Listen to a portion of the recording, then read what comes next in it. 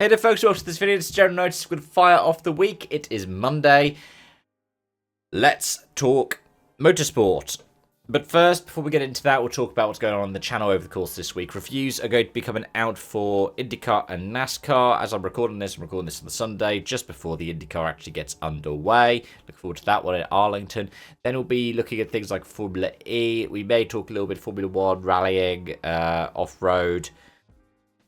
We'll see, because I think there might be a couple of free spots, but it might also be time for me to do reactions to some preseason predictions from last year, or make some preseason predictions for this year.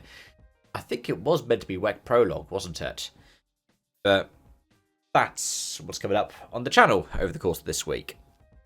But let's start off, talk about the world of motorsport with the F1 cancellation news, as we are in full speed of my fans. We are in full speed talking about this. The race is still a thing, talk about the 5 consequences, but in particular, let's talk about what's happened here. So Bahrain and Saudi Arabia have been cancelled for 2026. It's not the first time that the Bahrain Grand Prix has been cancelled. It was 15 years ago during the Arab Spring protests, demonstrations and revolutions that we saw uncertainty and instability in the region, which led to the Bahrain Grand Prix being cancelled for that year.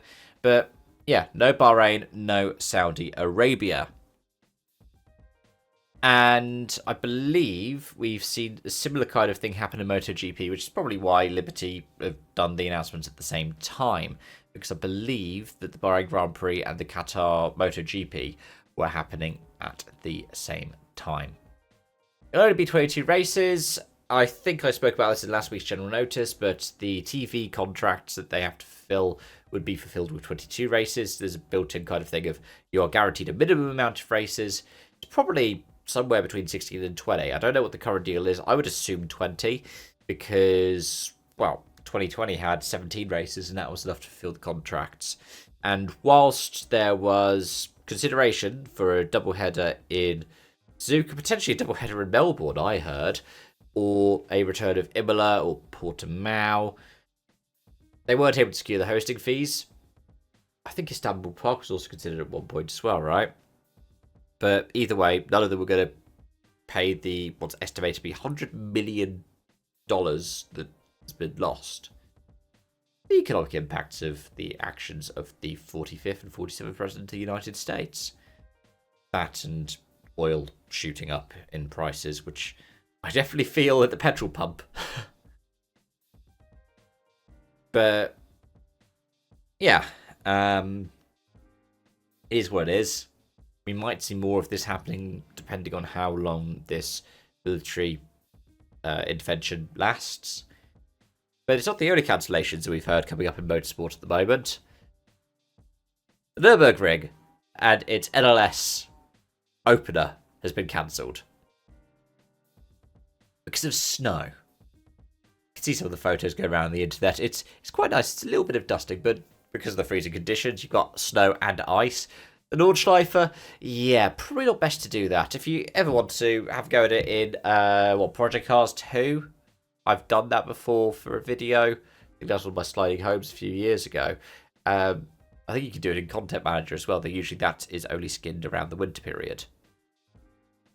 But yeah, interesting news. And I'm going to wrap up by talking about something that is about a month old, but I haven't talked about yet on this channel. Dacia are shelving their program in the W2RC at the end of this season.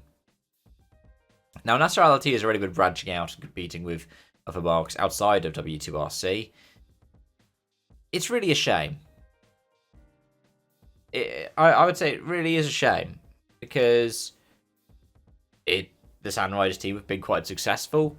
They've had quite a nice lineup, right? Alatia, Loeb, and Gutierrez, and also Lucas Mirage. Like 2 years in a row, ProDrive have signed the reigning W2RC champion to be in the San Riders program. So hopefully ProDrive will continue to operate. I mean, they had the BRX beforehand. Maybe they'll pick up another manufacturer. But with this going, and with the Alpine WEC effort going, what's happening to Renault Group? It's a lot more rumours, doesn't it? Either way, folks, thanks so much for watching and joining. Thanks so much for your continued support, as always, on this channel. And yeah, till next time, bye for now. Oh, just one more thing. Yeah, I probably should have talked about this whole thing, right? Yeah, I got my hair cut, shaved the beard off. Might come back. We'll wait and see. I got so used to this, even though it's only a couple of days ago. I didn't think about the fact that, you know, it's been a week since you've seen my face, and yeah. Right. See you later, folks.